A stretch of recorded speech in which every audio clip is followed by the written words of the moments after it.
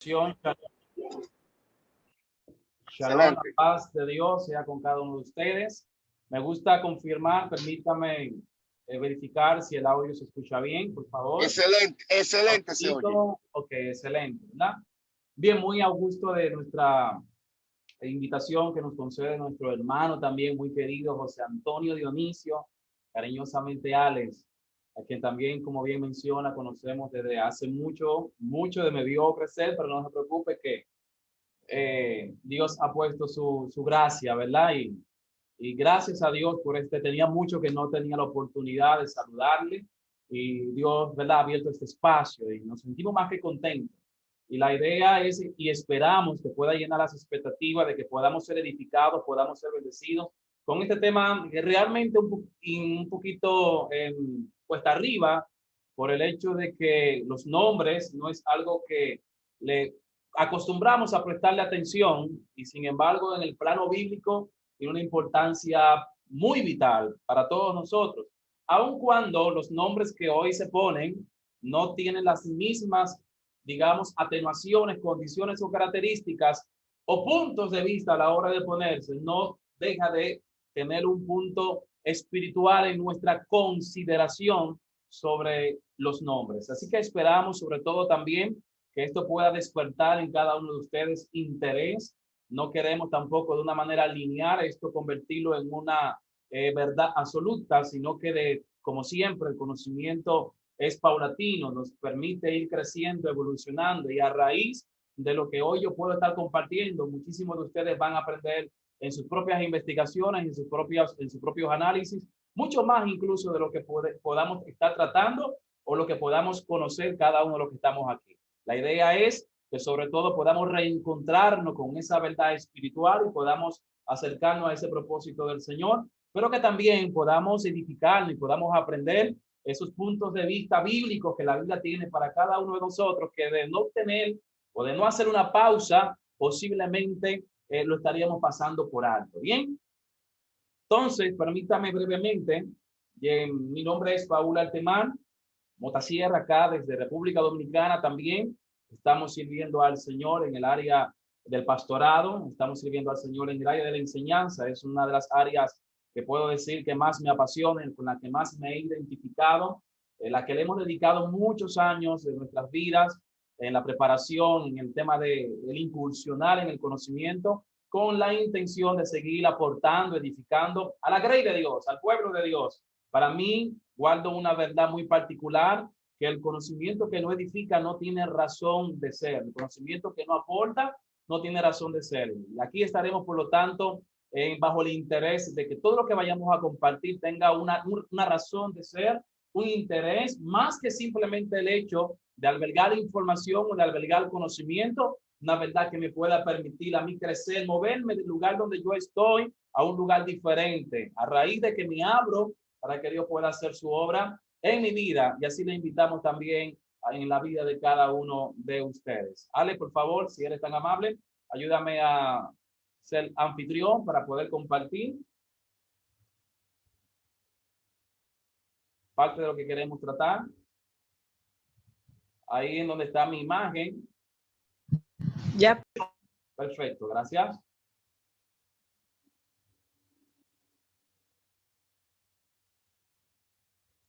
¿Me confirma?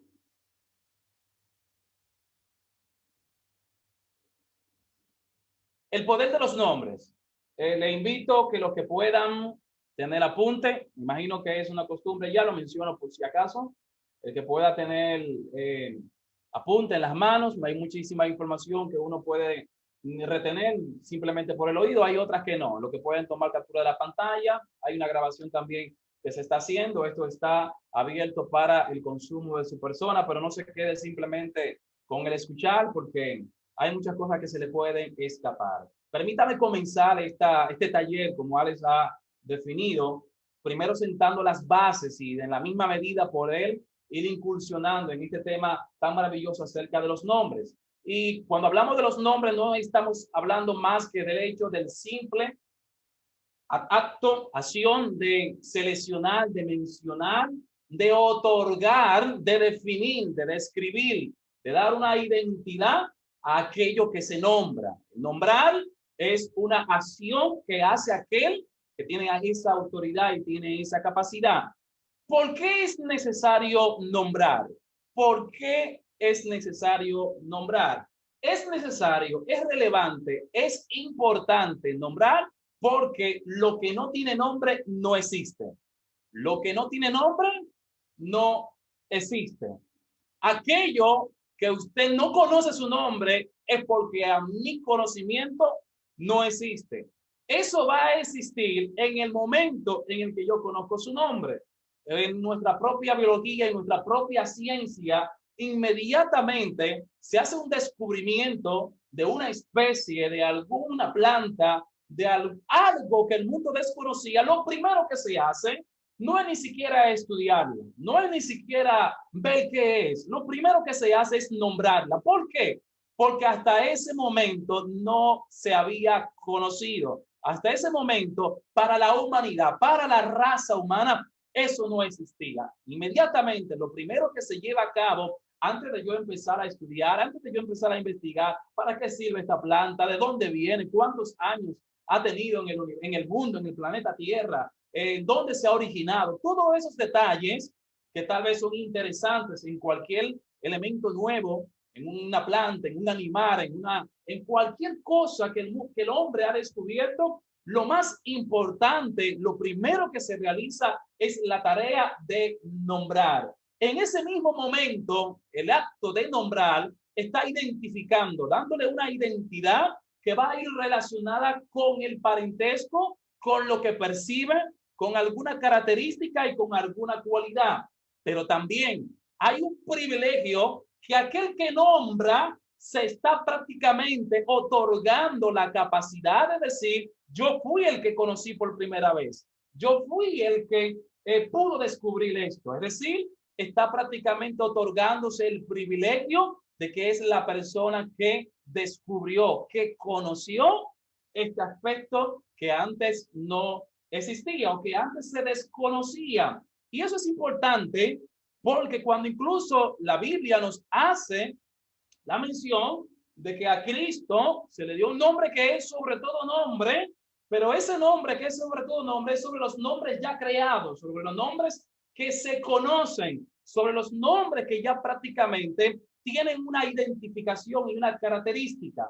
Y es vital, por lo tanto, que nosotros conozcamos el nombre de esa situación para saber sobre qué está encima de Cristo. Si yo no conozco esa situación, esa dificultad, esa adversidad, por lo tanto, no tengo la capacidad de ejercer un dominio sobre eso.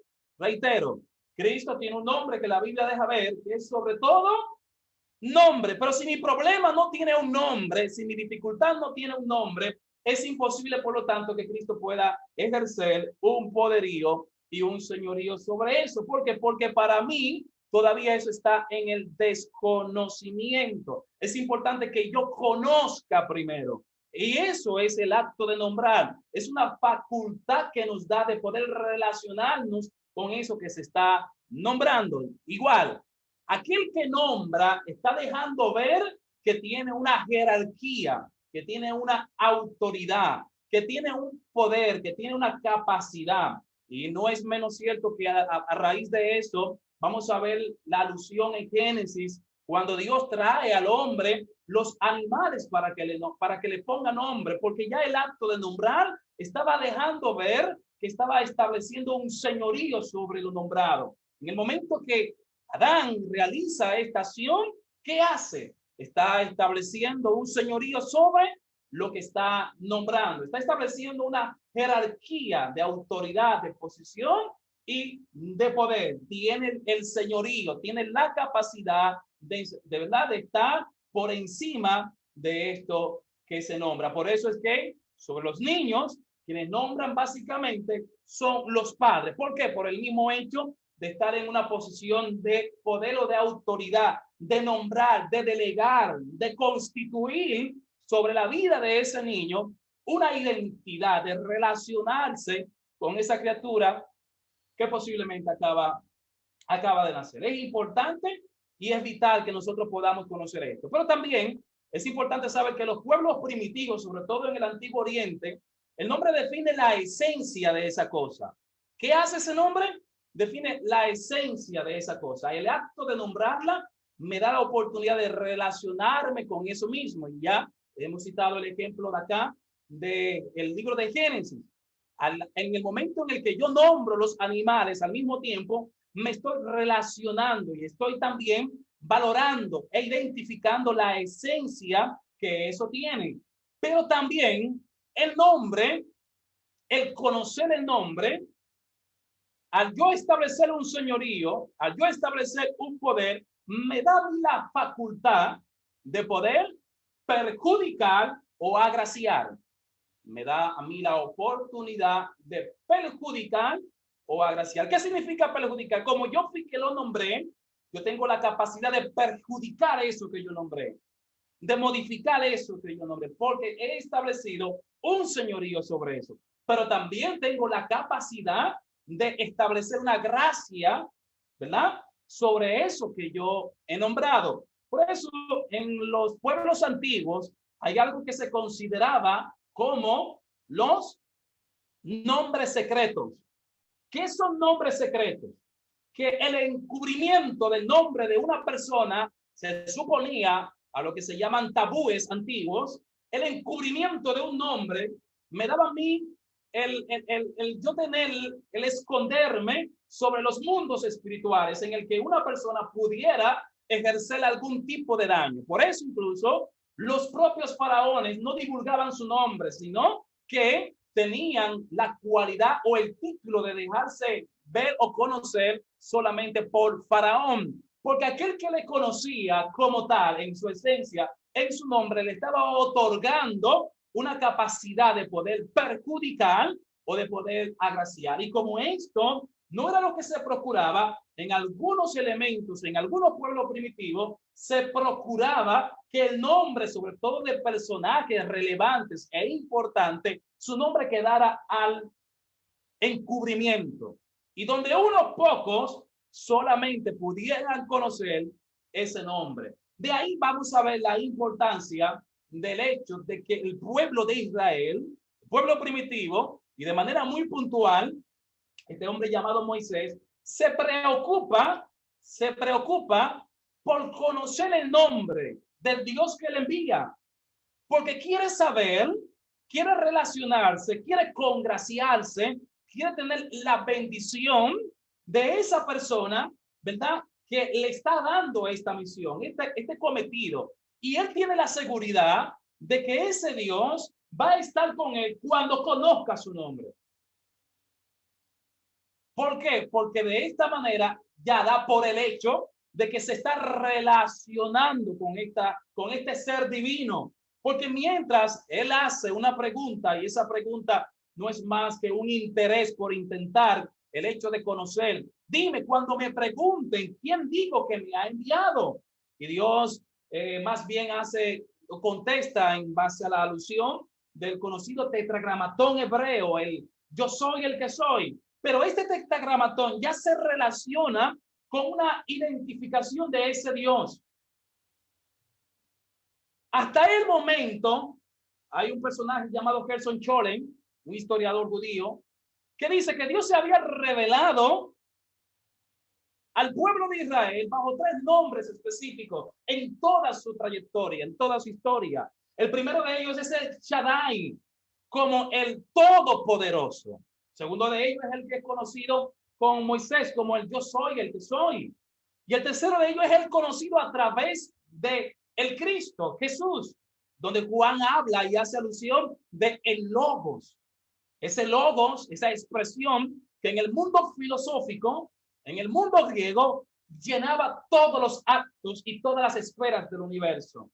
La palabra Logos no es una palabra a la ligera, es la palabra más abarcadora, más relevante que tenía el idioma dentro del aspecto de la filosofía griega. Y Juan, o el escritor, hace alusión a esa persona, a ese personaje, a esa encarnación de Dios aquí con nosotros como el Logos de Dios. Y el conocer su nombre Era un acto de yo de relacionarme con esa persona, de ser bendecido por esa persona. Moisés intenta no salir a esta encomienda hasta no conocer el nombre.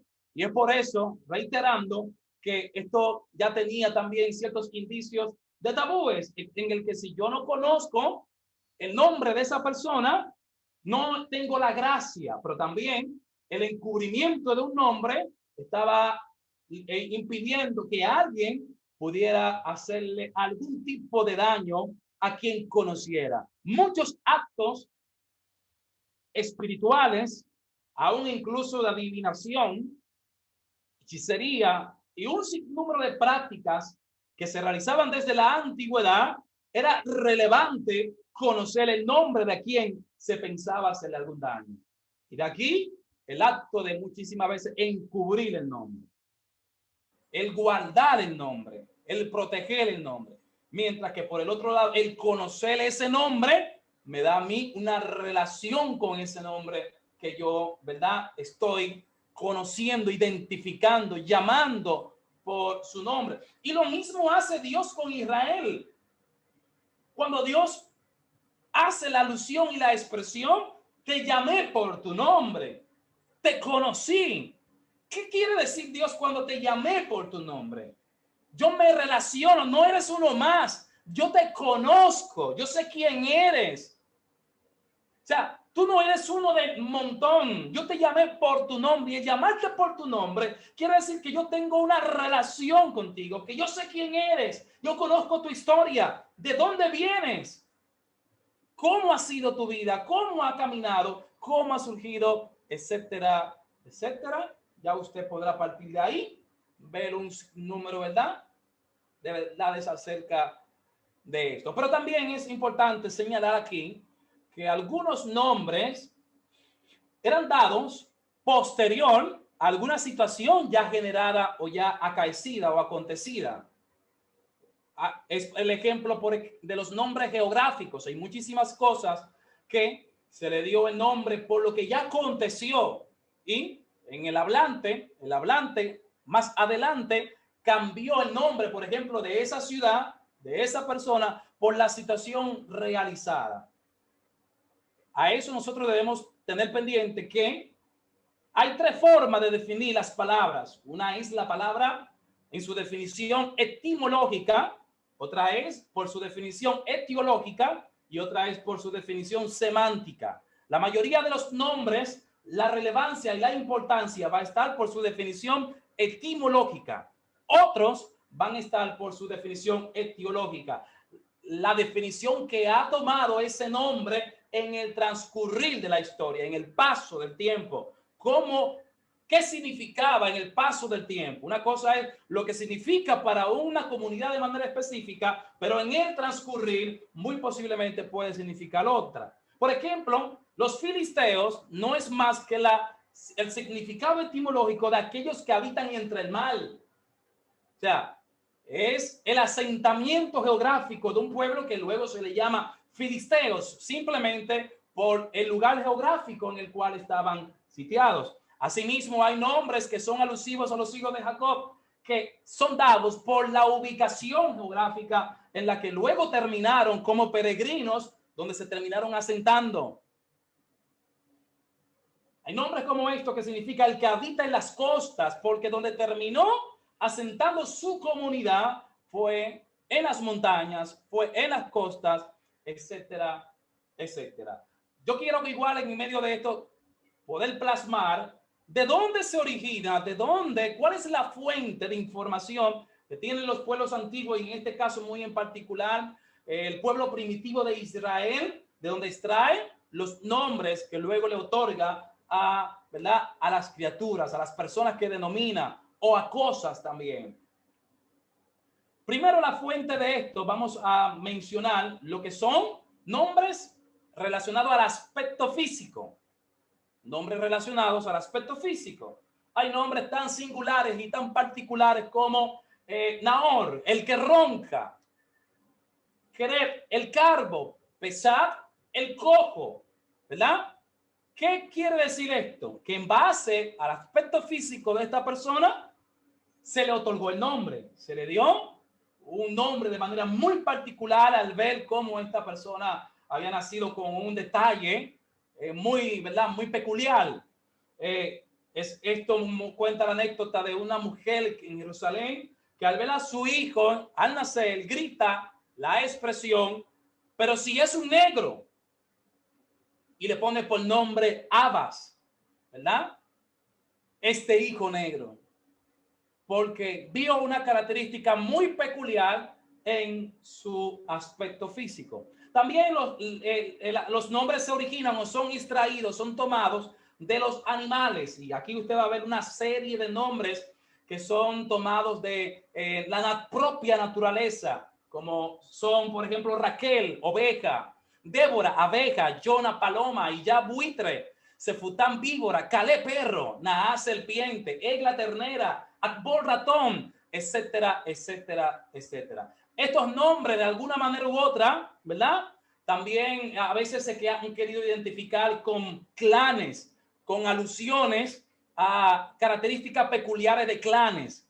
Y hay también algunos nombres que eran tomados de los animales, pero estaban considerando más bien alguna descripción o alguna situación optativa muy peculiar. Cuando yo estaba a punto de esa partera sacar el niño, el primer animal que veía, si era un perro, le ponía por lo tanto un perro. Esto lo hacían algunos clanes antiguos como los beduinos, pero muchas veces, en muchas ocasiones, es una descripción de características muy peculiares que va a haber a partir de ahí en la vida de esa persona, ¿verdad? Como Débora, que será una diligente como una abeja; la Caleb o Sefután y allá, que van a tener características tan increíbles que se lanzarán hacia sus enemigos con estas características de animales, como de un perro o una víbora o un buitre. Es decir, son características descriptivas,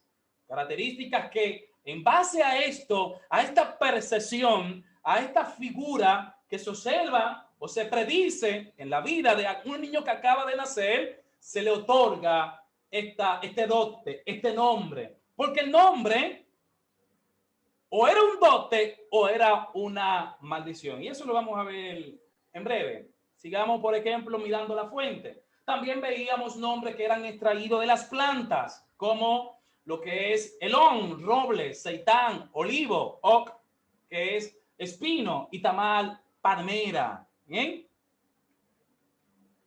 Los nombres teóforos, los nombres relacionados a las teofanías, aquellos que tienen alguna composición o un apelativo divino, que tienen una composición de este atributo divino, él, ¿verdad? En donde vamos a encontrarlo en muchísimas ocasiones en la Biblia, como Elohim, Baal, que puede ser a veces un epíteto de Yahvé, ¿verdad? Que significa dueño o señor, pero que a menudo también es el nombre de un dios cananeo. Y vamos a ver muchos nombres que son otorgados a personas con una característica de teofanía: el que salva, el que restaura, etcétera, que son atribuciones divinas que son otorgadas también, por lo tanto, a personas muy particulares. Nosotros vamos a ver también en la época en donde vamos a ver la influencia del yavismo. El yavismo no es más que una corriente que tiene muy cerrada la religión, donde Israel es para Israel y no hay nadie más. Existe Yahvé para el pueblo de Israel, los únicos salvados. Es una corriente dentro del pensamiento, ¿verdad?, de la religión. Hay otras corrientes un poquito más abiertas, que a través de Abraham la salvación iba a llegar a todos, pero el yavismo entendía que esa salvación solamente iba a ser para los israelitas. Por lo tanto, veían constantemente en personas alguna atribución de salvación que Dios había levantado cada cierto tiempo, y eso está muy relacionado a lo que es el mesianismo, donde vamos a ver una atribución de un ser, de una persona que es enviada ¿para qué? Para restaurar, para salvar, y se le da un nombre teóforo, un nombre de teofanía, un nombre que tiene una alusión a la divinidad. También hay nombres que vienen de relatos o de paralelos, de otras religiones que en nuestros textos fueron ciertamente modificados, ya sea Baal por Yahvé o Isbaal por Isbosé, Jerubbaal por Jerubesé o Meribaal por Mefibosé. Cada uno de estos es en un intento de que ese nombre teóforo, ese nombre teofánico, estuviera solamente centrado en la salvación del pueblo de Israel y no hacia afuera. No sé si me entiende. Es como un cambio en el que un niño se le ponía un nombre en otra corriente, un israelita que era más abierto cuando hacía mención de un nombre, ¿verdad? Salvación en sentido general, esa salvación la cerraba al pueblo de Israel, la centralizaba. Y es por eso que un mismo personaje, lo vamos a ver en la Biblia, con dos nombres. ¿Por qué? Porque hay una corriente que no tiene ningún inconveniente con que la salvación llegue a los demás y le puede dar esa atribución para todo el mundo. Pero hay una corriente que dice, no, espérate, el yavismo es muy cerrado. La salvación es para nosotros y puede cambiar a Jerubbaal por Jerubosé, a Meribaal por Mefibosé. Eso no es más que el hecho de centralizar, de quedarme con un nombre propio para una comunidad de manera en particular y no un nombre abierto, no un nombre generalizado para que todo el mundo pudiera percibir una salvación a través de ese personaje. Bien, viendo esto, veamos las categorías o las asignación que se utilizaba para otorgar los nombres a las personas o cosas en un momento determinado. En base a esas categorías que estaremos básicamente tratando de resumir en base a 7 categorías. Número 1, el nombre referido a la posición. Número 2, el nombre referido a la ocasión. Número 3, el nombre dado en base al acontecimiento. Número 4, el nombre dado en base a la circunstancia. Número 5, el nombre dado en base a la transformación o modificación. Número 6, el nombre dado por un acto predictivo o admonitorio. Y número 7, el nombre precatorio o teofórico, de teofanía. Señalando que los nombres no eran puestos tal vez como en nuestra sociedad moderna, en la que a usted, a mí, nos pusieron un nombre porque a mi mamá le gustó, a su papá le gustó, suena bonito. Mi nombre es el nombre de mi papá y le pusieron José Antonio Junior porque suena bien, porque es elegante, porque es en inglés, porque le recuerda un momento importante en la vida de alguna persona, un momento emocional, etcétera. Los nombres nosotros los ponemos por cualquier cosa. Ya. Aún sin tener también muchísimas ocasiones un motivo, establecemos un nombre sobre una criatura un poquito a la ligera. Pero en el panorama bíblico, los nombres tenían una razón de ser, tenían un motivo de ser. Había una situación en particular que obligaba, que llevaba al establecer ese nombre. No era dado a la ligera. En muchos casos, independientemente de la categoría, era una alusión, era una declaración, independientemente de la categoría, era un anuncio, era una marca, era un sobrepuesto de identidad en la vida de esa persona que acababa de nacer. Esas categorías simplemente hacen alusión a situaciones, a momentos, a ocasiones, a circunstancias, a cosas que se daban, donde de ahí y a partir de ahí se utilizaba esa fuente para nombrar a esa criatura. No era tomado a la ligera, porque mucho, por mi reitero, era una declaración sobre la vida de esa persona que cada vez que le llamaran por ese nombre, estarían enmarcando a esta persona sobre un cuadro, sobre una directriz, sobre una frontera. Le estarían recordando el motivo por la cual su padre, su madre, le otorgó cierto nombre. El primero de ellos Es el nombre referido a la posición. ¿Cuál es? El nombre referido a la posición de la persona. Si usted de por sí ya venía de una familia que estaba esclavizada, los esclavos no ponían nombre a sus hijos porque no pueden ejercer ningún señorío, recordando el punto principal ya mencionado. O sea, un esclavo, aunque tenga hijos, no es dueño de sus niños. Recordando nuestra introducción.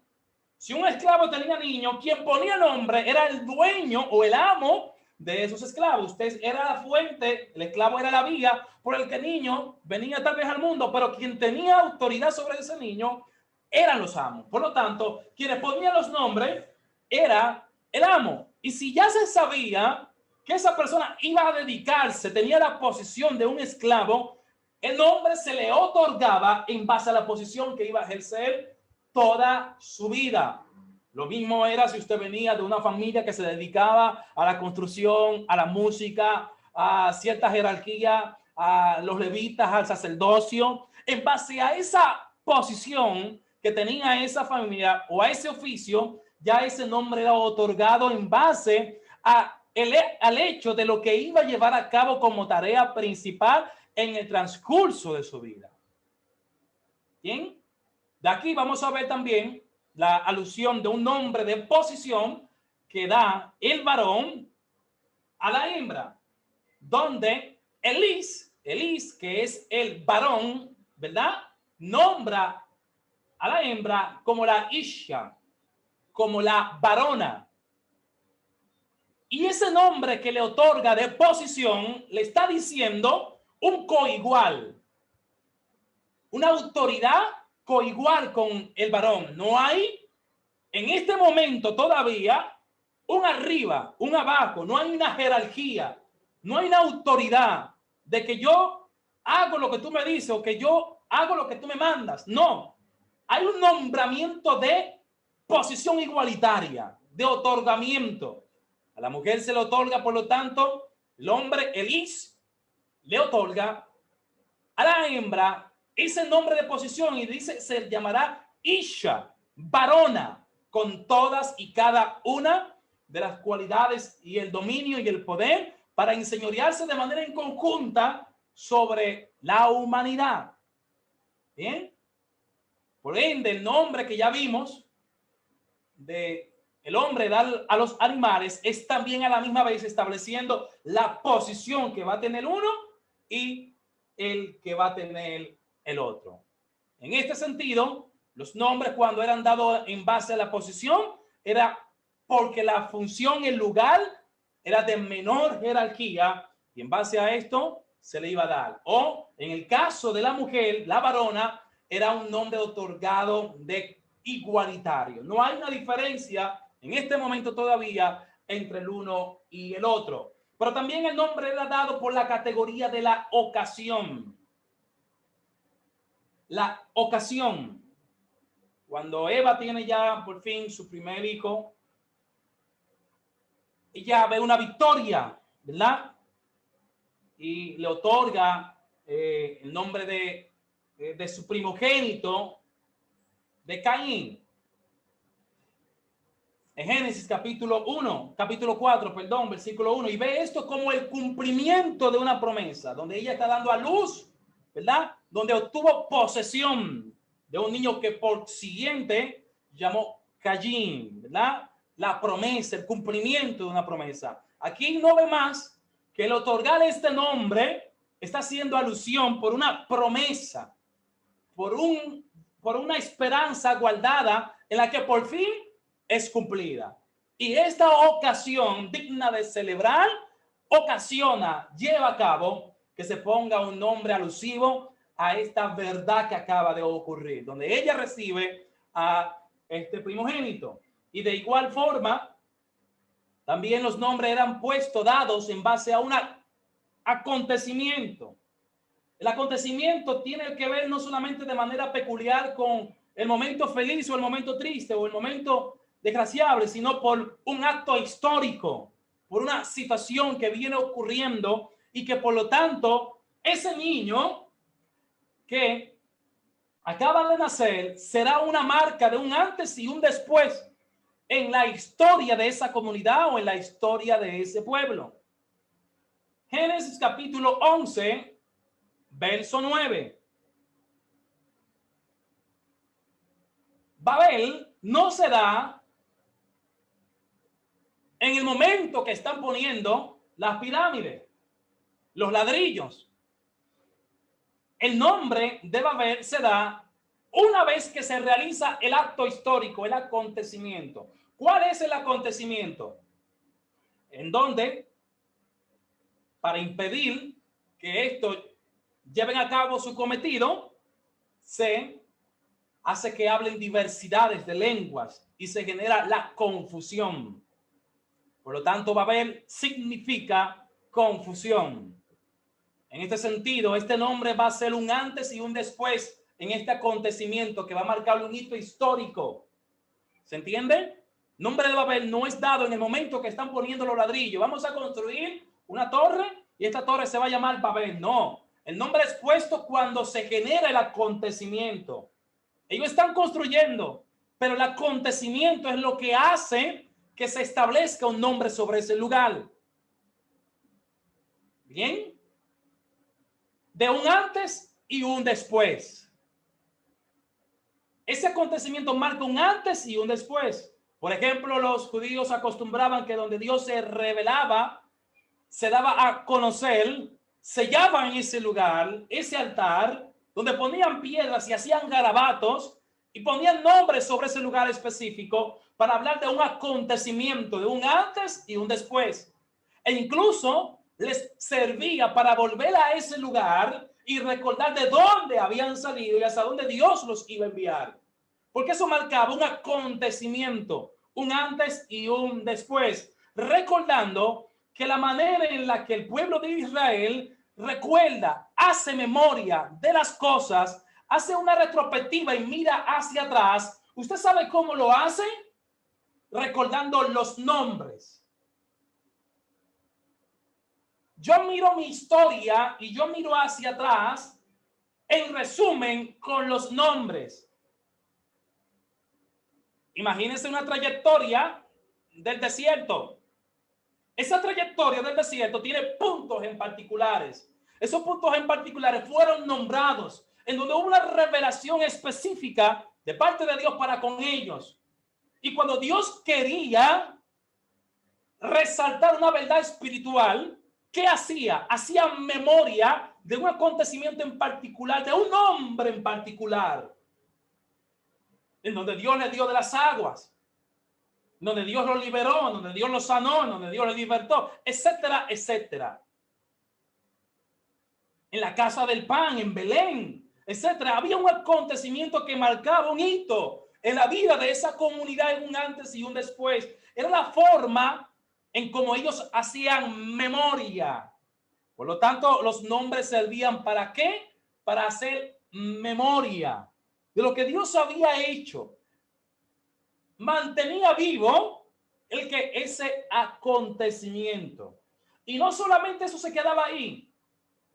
Para que ese nombre se mantuviera vivo, se catapultaba hacia la eternidad, se hacía eco. ¿Cómo se hacía eco de ese nombre? Se hacía eco levantando un ritual en ese lugar. De manera tal que mis siguientes generaciones van a hacer memoria de lo que Dios hizo conmigo en este lugar al hacer un ritual. El patriarca, el padre de familia, tenía la tarea de que sus hijos, sus descendientes, no olvidaran el acontecimiento. Y por lo tanto, en las festividades y en las actividades religiosas de esa familia, tenían que hacer un ritual muy particular. ¿Para qué? Para mantener la memoria de ese nombre.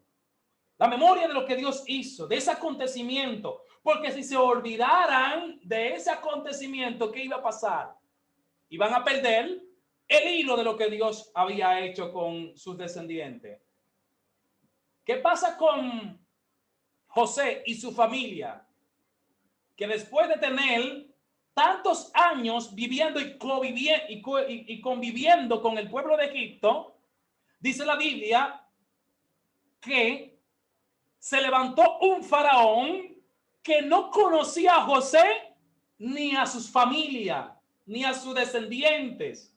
Es decir, no hubo nada que el faraón mantuviera viva lo que esta gente había hecho en este lugar. Fueron excelentes, fueron vitales para la salvación de Egipto, pero no hubo ningún nombre que perdurara para que los faraones siguientes, cuando se hablara de Israel, supieran quiénes son los de Israel. ¿Por qué? Porque eso no se catapultó con un ritual. Los rituales lo hacían cerrado. Egipto no conocía nada. ¿Qué pasa en el transcurrir del tiempo?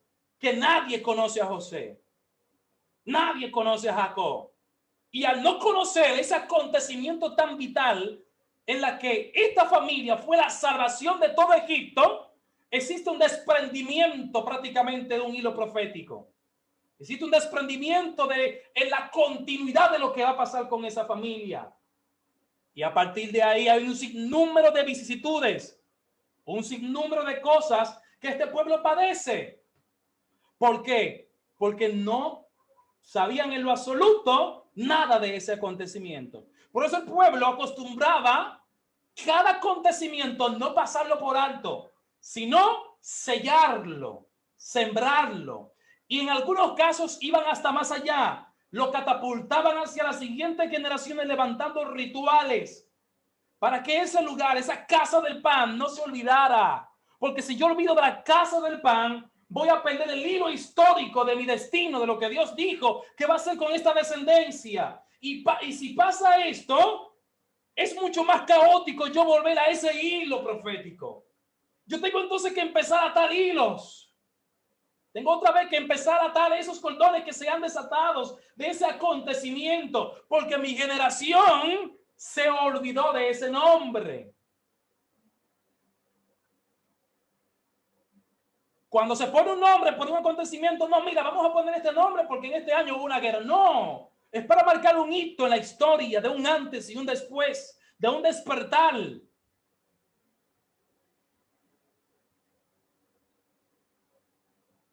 Esther,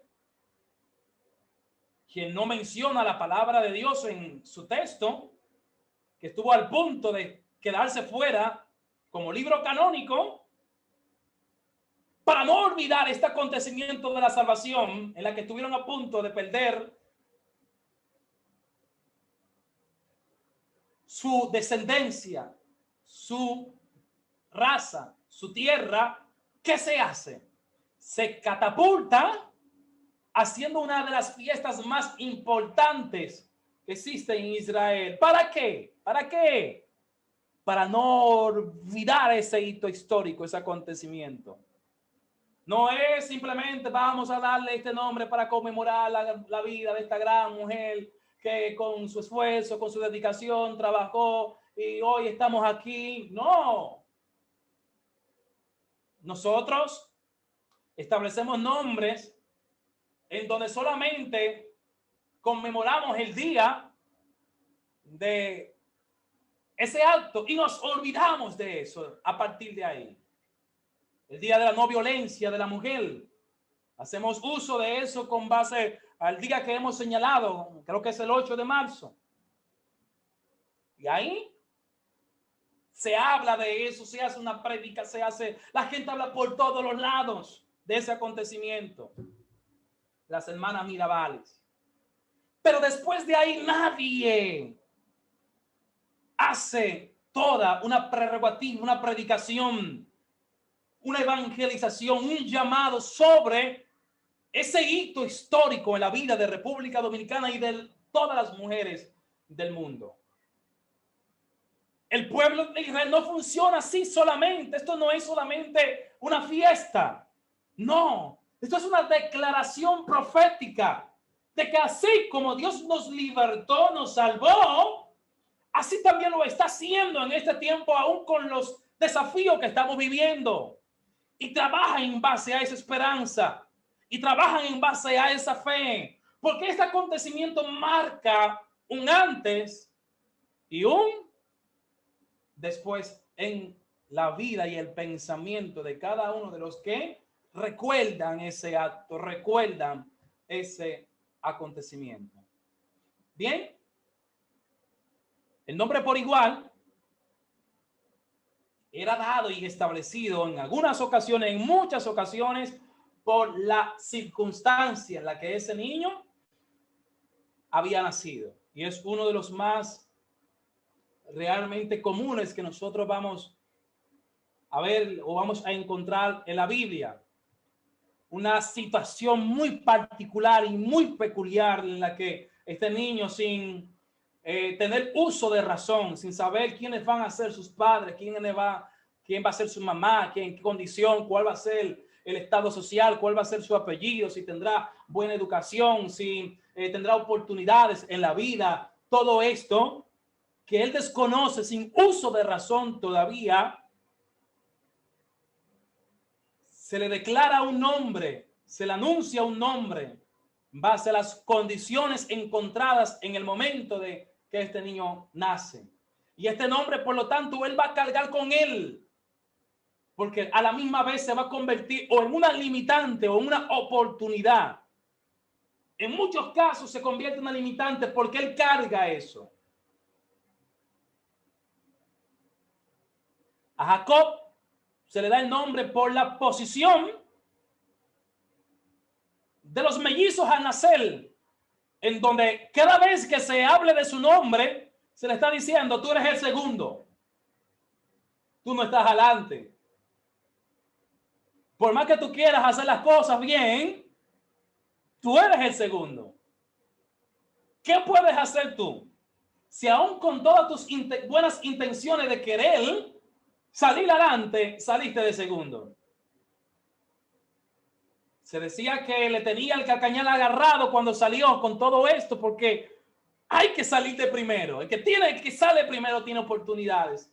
El que sale del segundo tiene que esperar, arrestar, aguardar, ver qué va a pasar primero con el primero, qué se le da y lo que sobre, entonces te lo damos a ti. Sin embargo, la historia de este hombre se encuentra, y lo vamos a ver más adelante, que no se conforma con esto, pero tenía y cargaba con una marca, con una limitante. Yo soy el segundo. Parecido a esto también vamos a ver a Raquel, que al momento de tener a Benjamín, a su hijo Benjamín, es en un momento de muchísimas dificultades, en un momento de dolor, en donde está a punto prácticamente de morir y donde la partera le dice que va a tener otro hijo. Pero ella está muriendo en agonía por el dolor que le está ocasionando, ¿verdad? El generar, el dar, el sacar a este niño.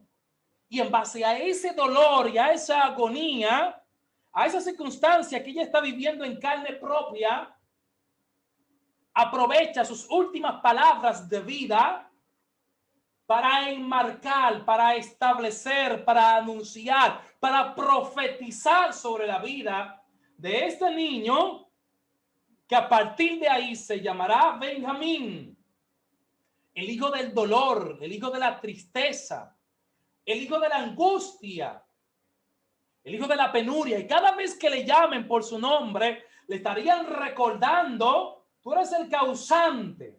Tú fuiste el culpable de la muerte de una gran mujer.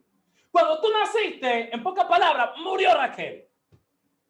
Es decir, tú estropeaste la felicidad de un gran hombre llamado Jacob. Tú estropeaste su amor. Cada vez que le mencionaran su nombre, Benjamín, estarían recordando, tú eres el hijo de la tristeza, de todo lo que estamos aquí. Tú eres el hijo del dolor.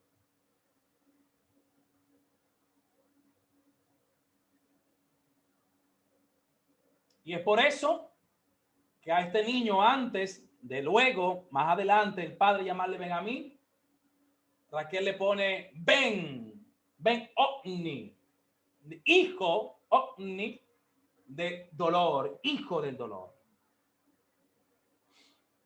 Así también habían circunstancias no tan terribles como estas en las que se le daba el nombre a otras criaturas, a otros seres vivos, ¿verdad?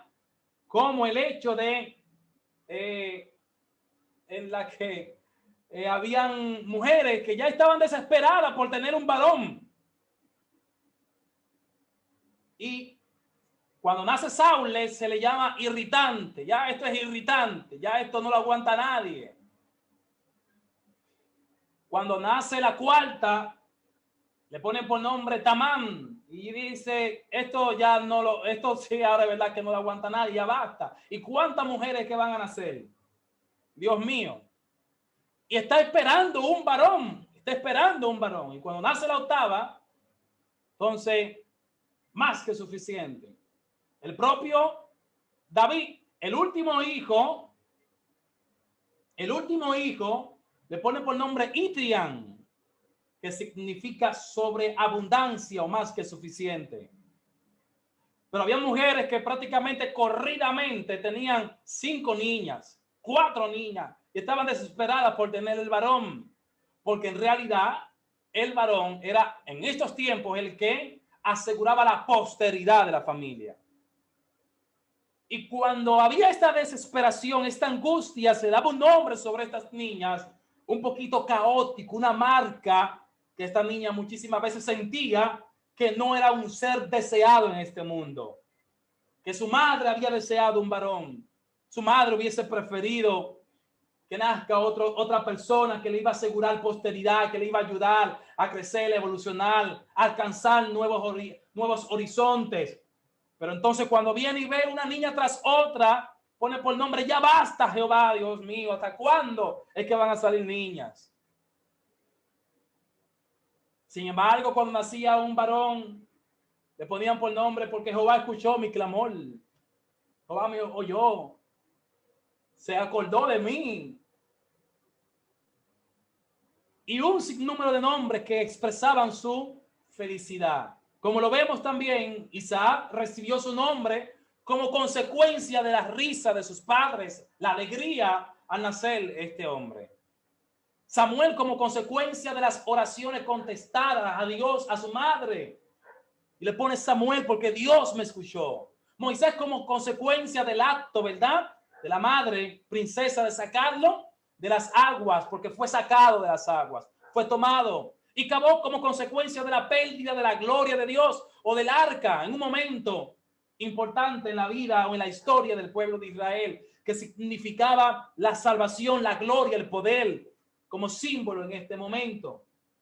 Y así sucesivamente, muchos nombres eran establecidos por la circunstancia en la que ese niño acababa de nacer.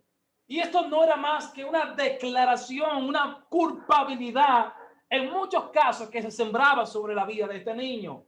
En otros casos era un augurio positivo, un augurio de esperanza, un augurio en el que Dios me escuchó. Pero cuando no era así, este niño sufría el augurio del nombre que el padre le ponía, porque significaba toda la historia que este niño a partir de ahí iba a empezar a experimentar. Bien, en muchos de estos casos la Biblia proporciona los elementos para probar que tales accidentes eran realmente simbólicos, tenían un significado más allá del mismo hecho de yo buscarle el nombre a un niño, de yo buscarle un nombre a mi niña. Había un acto simbólico en esto. La victoria del Mar Rojo convierte a Moisés como preeminentemente el hombre que salió de las aguas. La historia de Samuel es precisamente la historia del hombre que sabía que la oración es contestada. Estos nombres se convierten en un modelo para los creyentes en lo adelante, de que Dios accione la historia, de que Dios interviene en la historia. En otra palabra, hay un vínculo sostenido entre la idea de otorgar un nombre y el dinamismo de la mano todopoderosa de Dios para aquellos que le creen. Para aquellos que esperan en el que le creen, pero a la misma vez hay todo un camino de infortunio sobre aquellos que hay una declaración negativa en la que este niño tendrá que afrontar más desafíos. Mientras que si se conforma con este nombre, se quedará bajo sus propias limitaciones en la cual se sembró sobre su vida.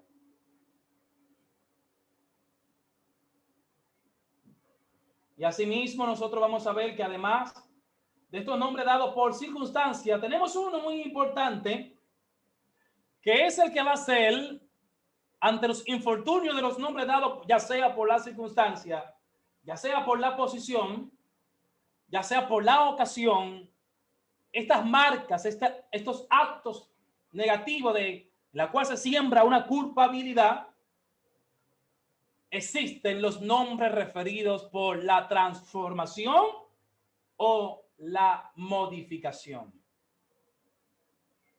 Por la transformación o la modificación. ¿Qué es la transformación o la modificación? No es más el hecho de saber, por ejemplo, volviendo al caso de Adán,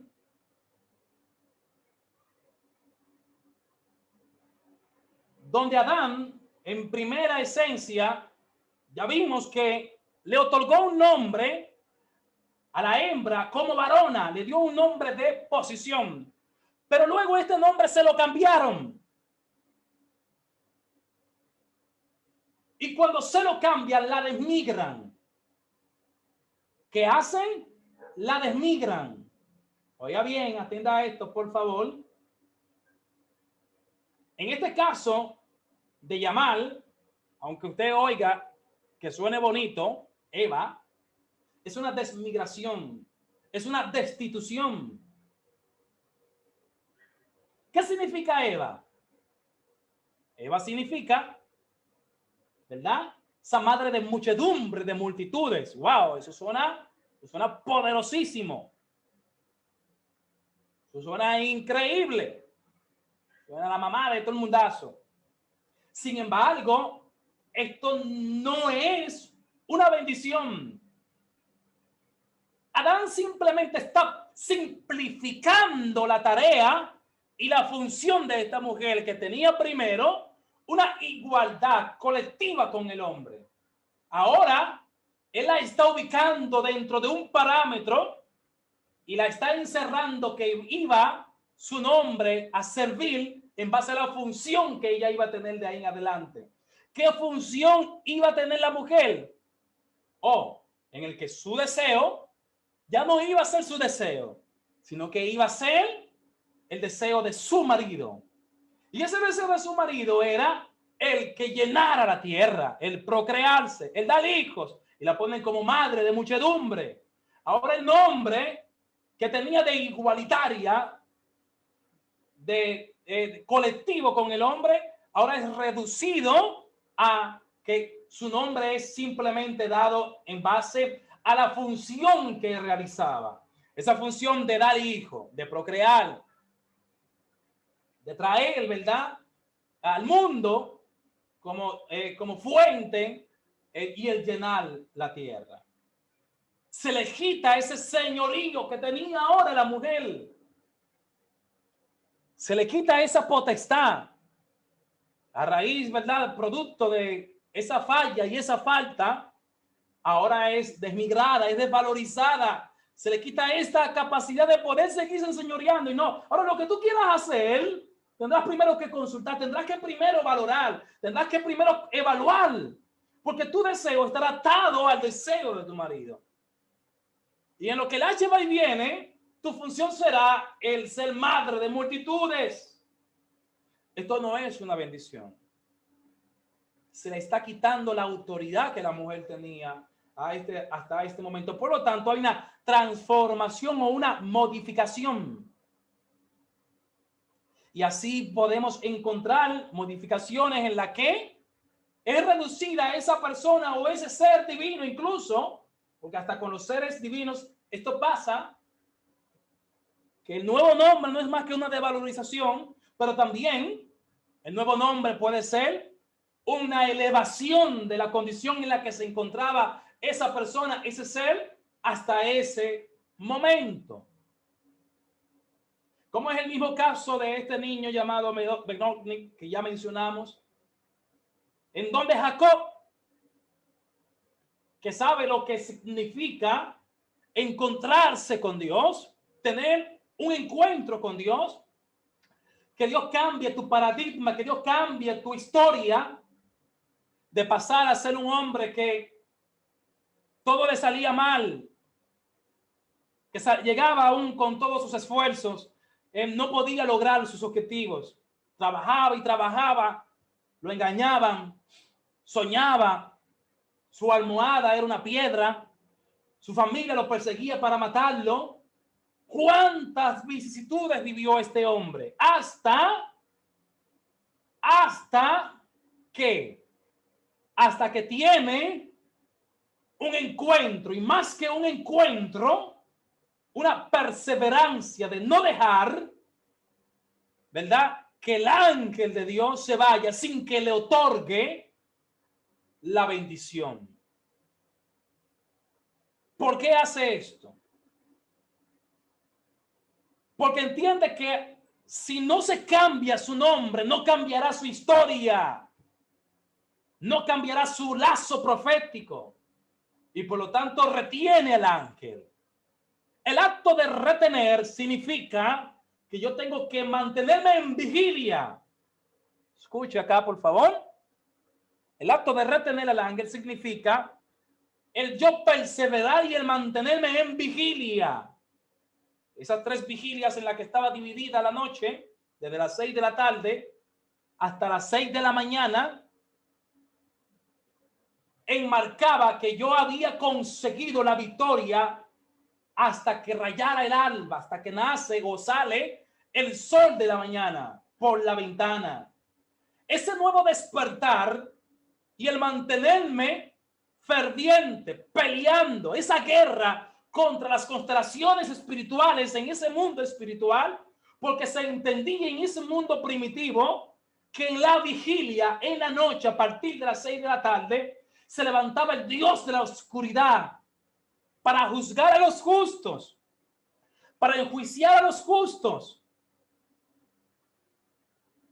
Y era por lo tanto que los justos debían estar desde las 6 de la tarde en vigilia esperando que raye el alba, que salga el sol, porque significa que mientras estaba la noche, la oscuridad, símbolo de tiniebla, símbolo de que hay una lucha espiritual en la que el mundo espiritual está peleando en mi contra. Mientras tanto, yo estoy perseverando, luchando. Y si me mantengo hasta que raye el alba, significa que he retenido al ángel, que me he mantenido. Y el obtener esta victoria significa que Dios no me condenó mientras se levantaba el acusador, que Dios no me mató mientras estaba la oscuridad. ¿Por qué? Porque en esa vigilia yo estaba salvaguardado bajo la presencia del Señor. Algo parecido como Pablo y Silas, que están en la cárcel en la vigilia de la noche y viene todo un terremoto y los liberta. ¿Por qué? Porque la oscuridad se levantaba para juzgar a los justos. Y si en esa oscuridad tú salías vivo y Dios no se levantaba para permitir que el mal llegara a tu vida y te mantuvieras hasta la mañana, hasta que rayara el alba, era digno de que se te cambiara el nombre. ¿Alguien está ahí? Eras digno de que se te cambiara el nombre. Por eso a Pablo en un momento se le llama Saulo, la perseguía, y más adelante se le llama Pablo, el pequeño, el más pequeño de todos. Él mismo se categorizaba y se veía como el más pequeño de todos, pero el que había alcanzado más. Y el que se mantenía en esa lucha, en ese pleito, era digno de que Dios le mirara y le cambiara el nombre. No era una lucha real en el que yo estoy peleando con Dios. No. La lucha es espiritual. La lucha es en el que yo no estoy de acuerdo con esto. En el que tú me llamaste para hacer algo más en mi vida, diferente a lo que yo estoy experimentando y viviendo, sin importar las dificultades, las vicisitudes, las veces que me han engañado, cómo mis hermanos me están persiguiendo para matarme, esa inconformidad espiritual, a renunciar a que ese sea mi legado espiritual y a ver la mano de Dios trabajar en mi vida, esa renuncia a lo que el enemigo ha dicho que va a suceder sobre tu vida, a lo que ha dicho que va a suceder sobre tu casa, a lo que ha dicho que va a suceder sobre tu familia, y en el que yo no estoy de acuerdo, y yo le digo al ángel de Dios, al Espíritu de Dios, ese no es mi nombre. Pero no es solamente decirlo, es yo mantenerme hasta que raye el alba. Y cuando yo me mantengo confesando y creyendo que ese no es mi legado, yo soy digno de que Dios cambie mi nombre. Y a partir de ahí, ya no le dirán a Israel, la triste, la melancólica, la que no tiene esperanza, la que nadie le hace caso, sino que le cambiarían el nombre a Israel. Y del oriente al occidente conocerían el nombre. ¿Por quién? Por Dios mismo, quien había embellecido y quien había engrandecido al pueblo de Israel. Somos nosotros, por lo tanto, los que vamos a decidir. Hay algo que no hemos decidido. El nombre que te puso la situación, el nombre que te puso la circunstancia, eso no lo decidí yo, posiblemente. El nombre que me puso mi papá, el nombre que me puso mi madre, no lo decidí yo. Pero ahora bien, el nombre que de aquí en adelante tendrás de parte de Dios, depende de ti.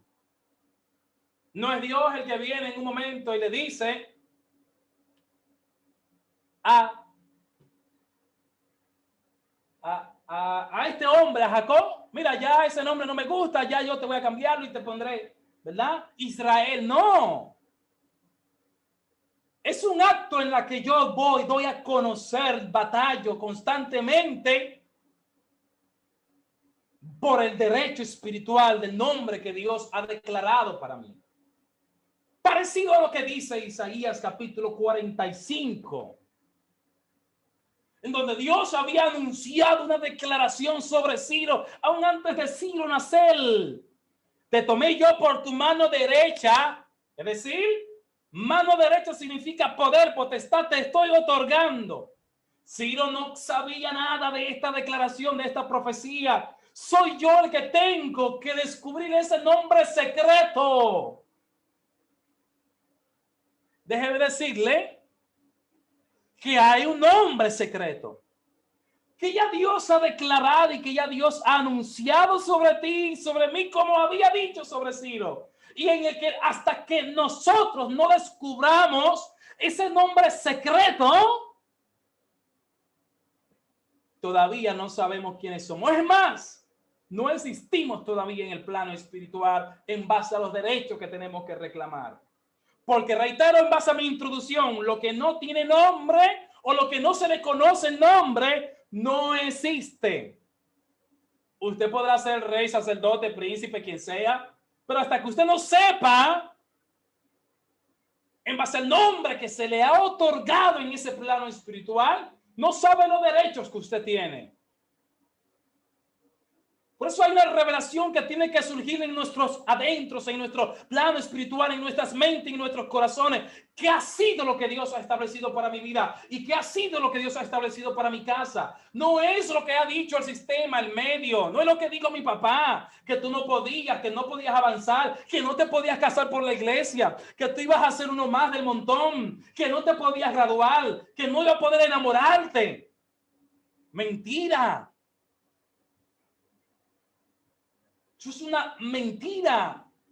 Pero ¿cómo no sabemos que es una mentira? Porque muchas veces ni siquiera conocemos ese nombre secreto que Dios a ti y a mí nos ha dado. Óigame, cuando ese nombre es descubierto, usted no tiene esa debilidad de saber quién es usted, esa falta de identidad, en el que hoy estoy en una baja y mañana estoy en una alta, en el que hay que animarme constantemente y motivarme y alegrarme el día, porque muchísimas veces veo que el día es el peor porque la circunstancia mía no es la mejor, la ocasión mía no es la mejor, etcétera, etcétera, etcétera.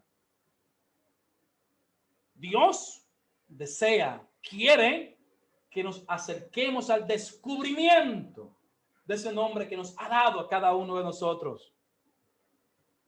para que podamos, por lo tanto, experimentar realmente una transformación y una modificación en nuestras vidas.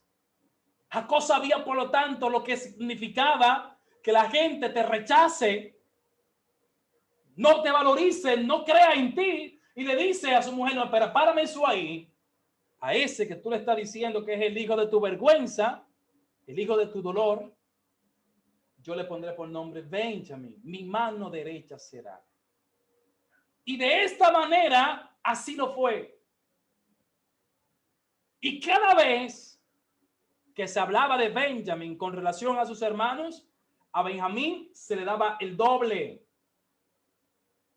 Cuando viene José, por ejemplo, a la casa de su padre con sus hermanos, a cada uno de ellos le da presentes, pero cuando aparece Benjamín, dice que le da el doble de lo que se le había dado a sus hermanos. Benjamín era de los que estaban al principio de la batalla, al inicio de la guerra. Eran los que encaminaban. Era un pueblo de guerreros. Era un pueblo de libertadores. Era un pueblo que conocía la guerra. Y por lo tanto, era un pueblo de líderes. Oiga bien, el último, el pequeño, el que la madre había dicho que es el hijo de la vergüenza, el hijo del dolor. A partir de que Jacob dice, no será así, sino que se llamará Benjamín. Fue el líder en la mayoría y en muchas de las guerras que Israel tuvo que llevar a cabo en lo adelante, como tribu, como pueblo y como hermanos en conjunto. Está en nosotros, por lo tanto, y depende que a partir de ahora podamos decidir si nosotros nos vamos a quedar con ese nombre que el sistema, que la circunstancia, que la ocasión nos han establecido, o batallar y luchar en el plano espiritual para descubrir el nombre que Dios nos ha declarado. Como dice Apocalipsis sobre ese nombre, ahí está en una piedrecita de cada uno de nosotros. ¿Cuál es ese nombre con la que Dios te ha llamado y con la que Dios te ha denominado? Porque ahí está tu identidad. Bien. En la misma categoría también podemos ver Abraham por Abraham, lo cual evidencia el comienzo del nuevo hombre con nuevos poderes. El Abraham significa aquel hombre que no tiene hijos, cuyo nombre Padre elevado. No era más que una broma pesada. No era más que un sarcasmo. No era más que una burla prácticamente. Pero luego se le llama Padre de las Naciones, que tiene mucha más asonancia con las palabras que Dios había declarado sobre su vida y sobre lo que había anunciado que iba a suceder en adelante para él. Bien. Dentro de esta misma, nosotros vamos a ver que, además de esta categoría, vamos a ver la predictiva, que no es más que una predicción de lo que va a suceder y va a acontecer en la vida de un determinado personaje. Los hijos de Isaac, por lo tanto, ocupan un lugar prominente en esta categoría, donde el significado de la seguridad del profeta acerca de la palabra de Dios expresada por medio de él era que estaba dispuesto a incorporarla en sus hijos, y que de este modo se constituyeron en su propia época el verbo hecho carne. Y es por eso que el anunciar y el darle Isaac a sus dos hijos no era más que la seguridad, la predicción, la declaración de que estaba confiado de lo que Dios había dicho sobre su vida, y por lo tanto no tenía ningún problema con darle este nombre, porque era un anuncio, era una declaración sobre ellos y sobre lo que Dios había dicho. Lo mismo hace José con Efraín y Manasés. que ante la seguridad y ante la declaración de lo que Dios había hecho sobre su vida, pone a sus hijos esto: Dios me ha hecho prosperar en el lugar de mi angustia, porque Dios a la misma vez me ha hecho olvidar, ¿verdad?, el dolor de la casa de mi padre. Esta predicción, esta declaración, esta confianza de que Dios tiene el control total y absoluto de su vida, por lo tanto, establece un nombre en base a esto sobre sus hijos, que no es más que esa declaración de confianza, esa declaración profética que declara sobre ellos. La acción también, por ejemplo, de el Señor Jesús al llamar a Jacobo como y a Juan como Boanerges, que no es más que el hecho de aquellos violentos, ¿verdad?, por su fogosidad, por su celo, donde también resulta una palabra efectiva de parte de Dios. Es una predicción sobre sus vidas en vista de lo que Jesús percibe en sus corazones y ve lo que hay en ellos, y por lo tanto los llama de esta forma, mirando la forma en cómo evangelizan, cómo predican, la constancia en el cómo hacen las cosas. Y aquí hay, por ende, una predicción. Y así hay una gran diversidad de predicciones que, si nos sentamos a mencionar cada uno de ellos, pasaríamos la noche. Dentro de la categoría igual señalar, ya estamos igual, esta es la última categoría. Tenemos la teofanía, la categoría de los nombres dados por una teofanía, porque nos acuerdan, nos hacen ver, nos hacen mantener vigente una promesa, algo parecido a una predicción. Pero aquí hay una alusión divina de lo que Dios ha hecho y de lo que Dios va a hacer. Como es el nombre de Nabal, donde puede haber muchísimas veces aquel que quiere decir: no te vuelvas insensato. ¿Por qué? Porque es una declaración de una madre utilizando parte de ese elemento teofórico en el que desea que su hijo no se convierta en un insensato, no sea un tonto, sino todo lo contrario. Muchos de estos nombres, por ejemplo, se basan en que Dios es la fortaleza, en que Dios salve, en el que Dios restaure.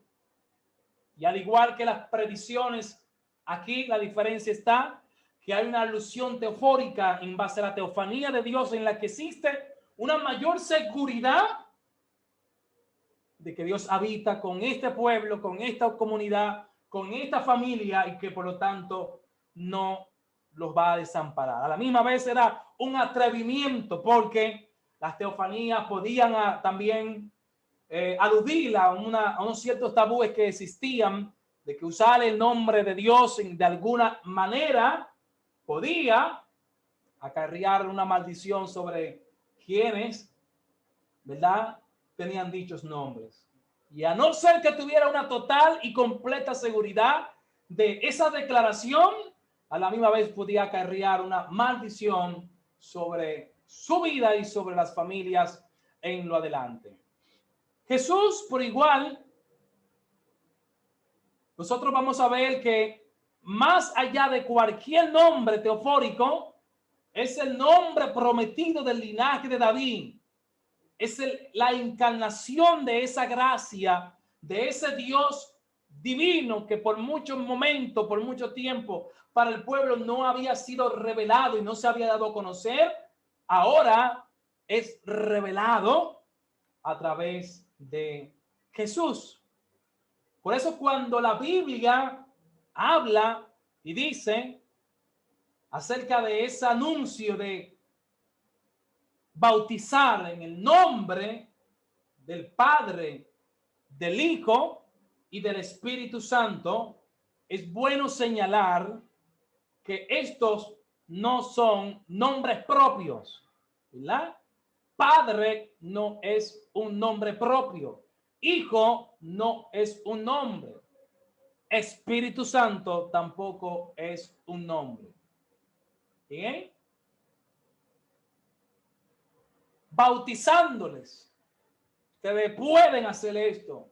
Tienen la capacidad de hacer esto en nombre del Padre, del Hijo y del Espíritu Santo.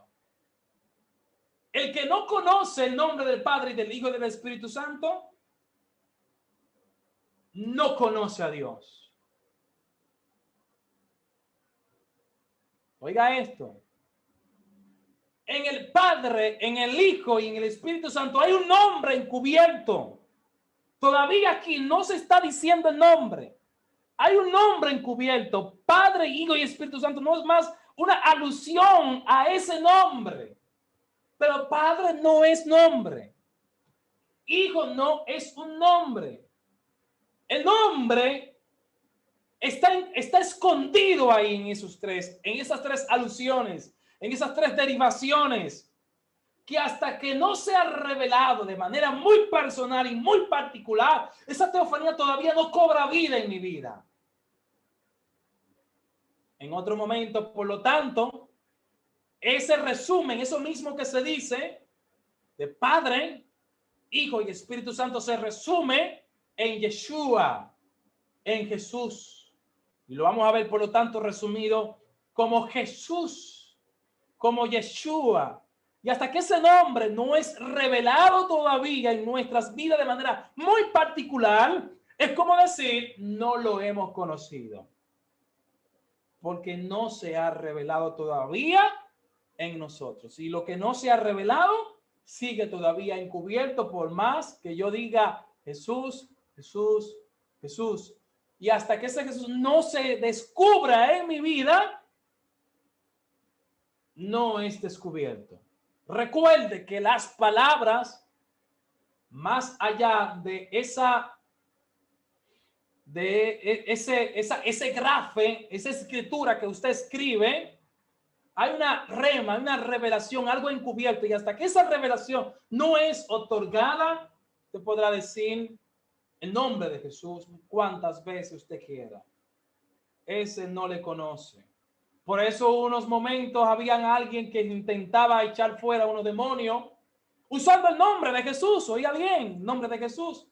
Y no funciona porque esto no es un augurio, esto no es un nombre que usamos porque funciona como si fuera automático. Hay que conocer ese nombre. Ese nombre tiene que revelarse a mi vida y hasta que no se revela, no sucede nada. Yo no le conozco realmente.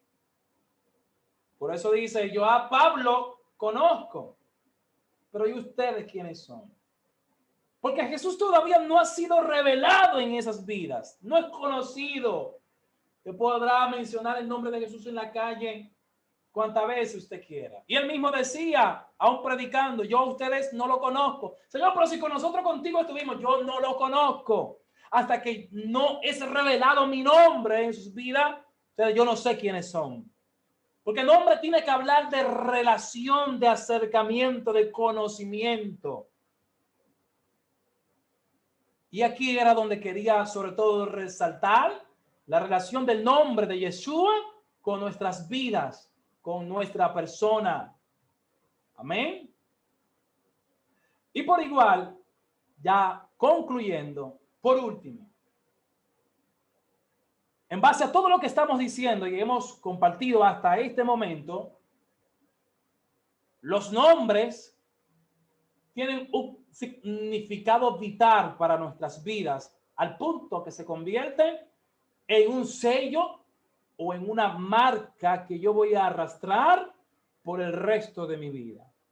Y a no ser que yo descubra el nombre que Dios ha otorgado, ha revelado, tiene para mí, yo viviré bajo los nombres y pseudonombres que cuantas personas quieran atribuirme como así quisieran. Es por eso que hay un verso muy vital en el libro de Éxodo, si no me equivoco, lo voy a presentar en pantalla, 28:11, donde dice que al ordenar la confesión de las dos piedras para las hombreras del sumo sacerdote, Dios dijo, de obra de grabadora en piedra, como grabaduras, ¿verdad? De sacerdote, harás grabar las dos piedras con los nombres de los hijos de Israel. De tal manera que metafóricamente, cada vez que el sacerdote se presentara, iba a venir con esas dos piedras en sus hombros, donde de lado y lado iba a tener los nombres de los hijos de Israel en representación, diciendo: este es tu pueblo a quien tú conoces, no somos desconocidos. Porque este nombre es un sello delante de Dios. Es como cuando la Biblia nos habla que aún después de este hombre llamado en el Génesis, que aún después de muerto, Dios le conoce y sabe quién es. ¿Por qué? Porque hubo un sello, hubo un legado que este hombre dejó en el hito de la historia que hizo que su nombre se mantuviera siempre delante de Dios. Significa que quedó marcado, quedó sellado su nombre.